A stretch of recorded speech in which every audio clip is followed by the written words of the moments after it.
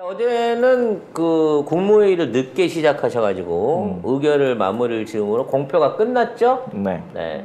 일단 검찰의 주둥이를 60%는 때려 막았다라는 평가가 있고요. 아니 뭐 줄사퇴 뭐 사직서 낸다더니 뭐 조용하네? 응? 아유, 받으러 가야 돼?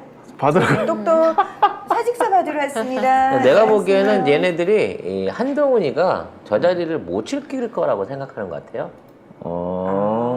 그래서 한동훈이가 이제 지금 앞으로 뒤에 또 보도를 하겠지만 드디어 이제 가족들을 캐기 시작하면서부터 이제 한동훈 사태가 시작되는 거죠. 불편해지기 시작하고 그런 면에서 아니 굳이 장관 안 해도 어차피 실권자는 난데 그 장관 해갖고 이렇게 피곤하게 할 이유가 있을까? 라는 생각을 가지고 오히려 이 자리를 내던지지 않겠냐. 그리고 앞에 만만한 병풍을 세우지 않겠느냐라는 예상도 조심스럽게 해봅니다.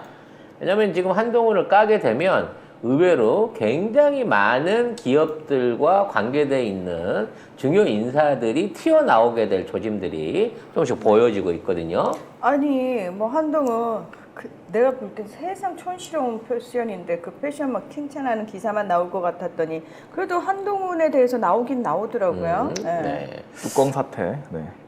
어차피 이제 어떻게 가더라도 지금 있는 인사들의 그 검증 과정 안에서 이 정권의 도덕성은 완전히 적나라하게 드러나게 될 것이고요. 아니 이미 무슨 저기 이 정권에 알리바바와 도덕성 10분의 도덕들. 도덕성이 아니고 도둑성이겠지. 도덕성. 이 정권의 도덕성은 이미 시전부터 예고가 돼 있는 상황이기 때문에 좀 걱정이 큽니다. 일단 그럼 서두에 좀 미리 대본 없이 얘기를 좀 하자면 기재부가 제일 큰 문제거든요, 현재. 현재 한덕수를 비롯해서 지금 주요 인사들에 대한 청문회가 진행 중인 가운데 한덕수가 버티기로 갈 가능성이 높아 보여요.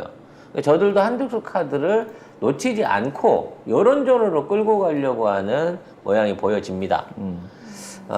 왜 그러냐면 한덕수 자체가 갖고 있는 상징성, 기재부라고 하는 상징성이 너무 크기 때문에 그런 게 아닌가라는 얘기가 나오고 있고, 이와 관련돼서 이제 어제 굉장히 의미 있는 기사가 나왔어요.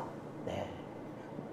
그 뉴스타파에서 그 관련된 보도가 있었습니다만, 일단 기재부가 이명박 시절에 예산처와 기획처가 이제 합쳐지게 되면서 대한민국의 예산을 기획도 하고 집행도 할 수 있는 권한을 갖게 된 이후로 그 일에 사실상 무소불위의 권력을 휘두르고 있다라는 겁니다. 마치 검찰과 같았네. 수사권과 기소권을 다 독점하고 있었던 것처럼 그렇죠. 기획재정부가 기획도 하고 집행도 하는 여기도 분리가 필요하겠네요. 예, 그런데다가 여기에 이제 88개가 넘는 그 산하 조직들이 있어요.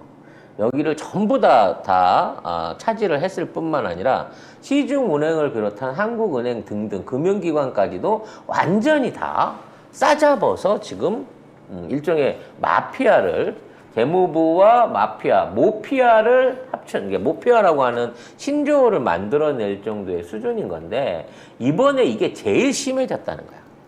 기재부 출신으로 부총리부터 내부 인사들이 전부 다 한꺼번에 꾸려져 가고 있는 모습을 보여줘서 이제 앞으로는 윤석열의 정부가 아니라 기재부의 정부다 라고 말할 정도의 수준이라는 거지. 그러니까 가는 짓거리가 일본하고 비슷해지네요. 일본은 관료주의 국가입니다. 관료들이 꽉 잡고 있는 국가예요.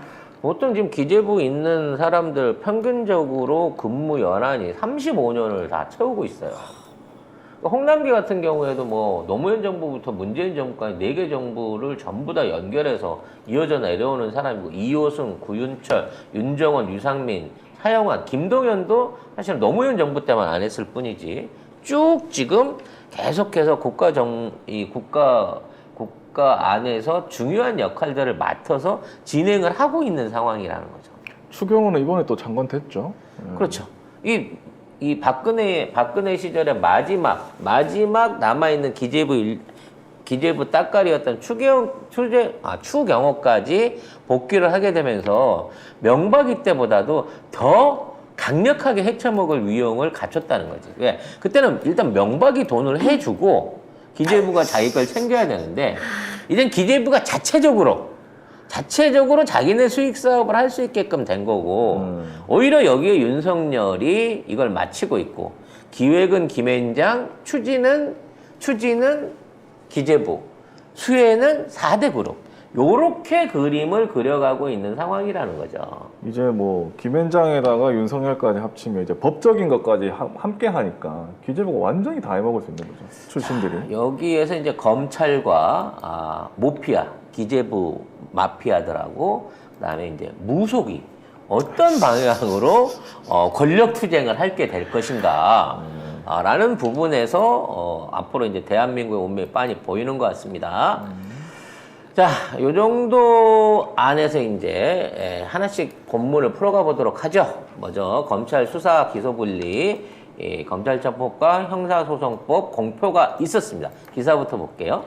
문재인 대통령이 어제 청와대 본관에서 주재한 임기 마지막 국무회의에서 검찰의 수사기소 분리 관련 검찰청법 개정안과 형사소송법 개정안 등 법안에 대한 공포안을 의결했습니다. 이게 이제 마지막 국무회의라고 하니까 굉장히 서글픈 느낌이 들어요. 마지막이 아닐 수도 있지 않을까요? 아직까지 그냥 마지막이 아닐 수 있지. 네, 아닐 수 있습니다. 새 정부 주고 헌 정부 받아오는 마지막이 될 수 있는데 이거 이외에도 23개 안건을 의결을 했습니다. 그렇죠. 이것만 한 게 아닙니다. 그러니까 이걸 하기 위해서 국무회의를 한 게 아니라 평상시처럼 국무회의를 진행했고요. 굉장히 중요한 민생 관련된 법안들도 전부 다 많이 정리를 했습니다. 그래서 가장 핵심적 국가교육위원회를 설치하는 거예요. 자, 이걸 이제 윤석열이 없앨지 다시 없애버릴지 어쩔지는 모르겠는데 현재 있는 그 국가교육 발전에 대한 이제 계획 수립, 아마 내가 보기에는 역사 왜곡에 대한 준비 때문에 이걸 먼저 안 하셨나 싶고 국가유공자 예우에 대한 시행령 등 23가지 법안을 추가로 내놨습니다. 네.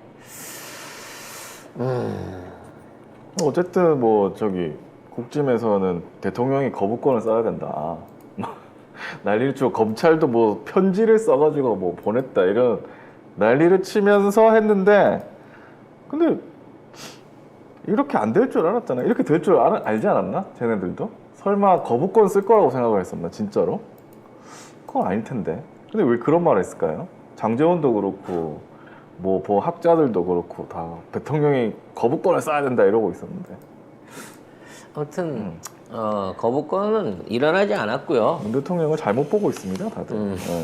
아직 이제 마지막 국무회의를 의결하는 자리에 홍남기가 대통령과 임기를 끝까지 마지막.